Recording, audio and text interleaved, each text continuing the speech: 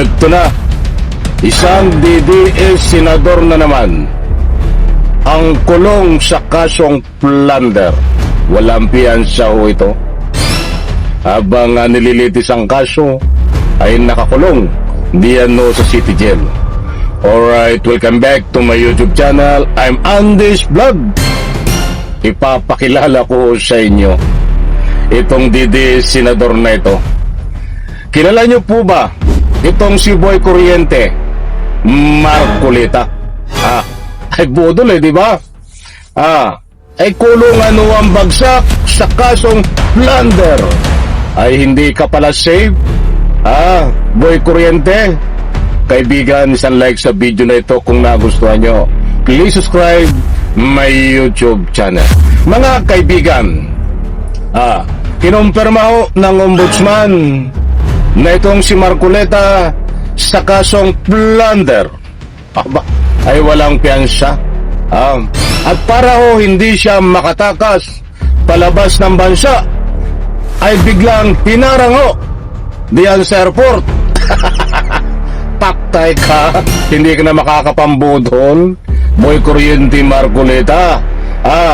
Sino po nakakaalala nung ito ho ay tumatakbo ng senador habang nangangampanya ang pangako ho sa taong bayan? Kung naaalala nyo, ang pangako nito ho sa taong bayan ay basya libre na sa kuryente ang nagbabayad ng 2,000 pababa. Ililibre daw niya ho. Nung nangangampanya yun ang pangako niya kapag siya ay tinama na senador. Nung tinama ang senador, anong nangyari ho? Wala, pinaasa ang taong bayan. Ano po masasabi nyo dito? Kaya ito tinawag kong si Boy Kuryente Marcoleta. Digital ho ang karma. Alam ng ating mahal na Panginoon Diyos ang kalukuhang ginagawa nito. Datapwat sa puntong ito, kalalabas pa lang ang balita, ay hinaharang po siya sa airport para hindi na makatakas dahil ayon po sa ombudsman, kasong plunder ang dapat sa kanya na ito po ay walang piyansa. Katulad ni Bong Revilla, nandyan no sa kulungan habang nililitis ang kaso. Kaibigan, shoutout po sa lahat.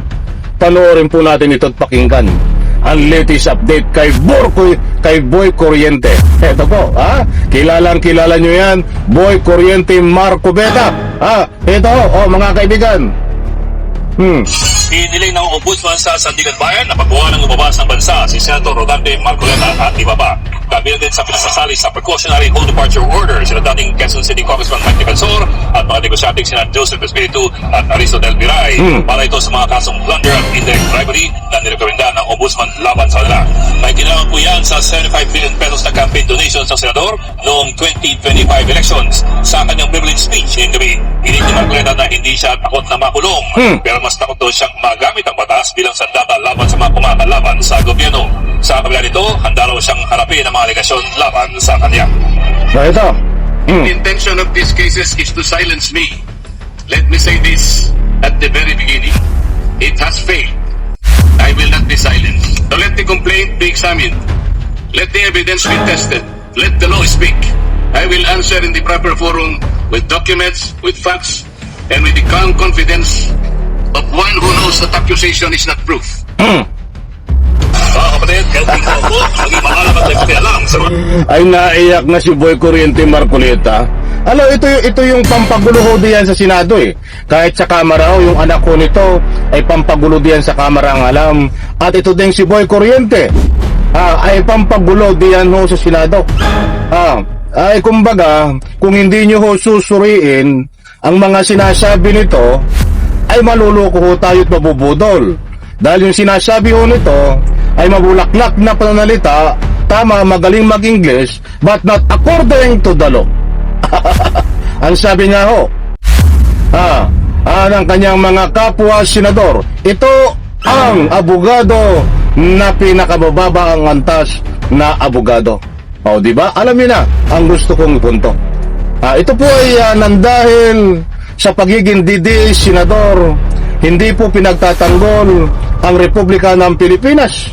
Binibigay pa nga niya yung West Philippine Sea. Hindi na daw, wala daw West Philippine Sea, anak ng katakot-takot. Ay haba tayo doon kapag West Philippine Sea ang pinag-uusapan. Ito po ay Senador ni Sara Sayad Lustay. Wala po tayong maasahan dito para ipagtanggol ang Republika ng Pilipinas para makatulong sa kaiunlad ng Republika ng Pilipinas. Data po at pinapadaanan ko lang ng kaunti doon dahil yan po ang kanyang galawan. Kaya dito ho, maliwanag mga kaibigan, hindi ho tayo nagpapakalat ng anumang fake news dito dahil mismo ang ombudsman ang humiling na pagbawalan lumabas ng bansa itong si Boy Corriente Marcoleta para hindi ho makatakas dahil ho dito sa nirecommend siya na kasuhan ng plunder. Yan po ay walang piyansa. Sinasabi nga po natin na biglang hinarang si Marcoleta sa kanyang pagtakas palabas ng bansa nang dahil ho dito sa nirekomenda ng ombudsman, mga kaibigan. Dahil alam po natin, lumang tugtugin na yung sinasabi nitong senador na itong si Boy Corriente na hindi raw siya takot makulong. Buang kalukuhan, lumang tugtugin na yan, DDS style yan. Hindi raw takot makulong, ganyan din ang sinabi na bato. Make my day trillions. Bakit takbo ng takbo at kung saan tumatago? Lol, Boy Corriente, sasabihin mong hindi ka takot? Kaya nga, nagbabala ka ng tumakas eh. Butit na tulugan kaya't gumawa ng paraan. Ang ombudsman na harangin ka at maharang diyan sa report para hindi ka makatakas. Hindi pa tumatakas siya. Pero ito ay may balak, mga kaibigan. May balak ito dahil walang pensa po ang kanyang kaso. Huwag po tayong maniwala sa kanya na hindi siya natatakot makulong. Ganyan din po ang sabi ni Bato. Basta didis ganyan. Budol. Hindi naman lahat. Mga kaibigan, abangan po natin. Dahil ito po ay madali na. Dahil mismong ito po ay pinag-aralan na ang kaso. Kaya nga, nirekomenda ng ombudsman na kasuhan ng plunder, mga kaibigan. Madali na po ito.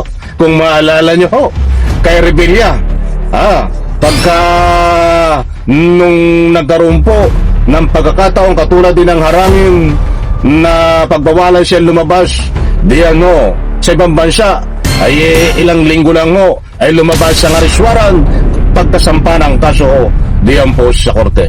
Kahit kabang-abang ito mga kaibigan, abangan po natin, isang DDA senador na naman ang dadalhin, pupusasan, diyan ikukulong sa city jail kapag nakasuhan ito ng plunder. Officially lalabas ang areswaran. Sa maniwala po kayo sa hindi, mangyayari po yan mga kaibigan dahil ito po ay dumaan sa masusing pagsusuri. Kaibigan, isang like, isang share sa video na ito. Salamat po.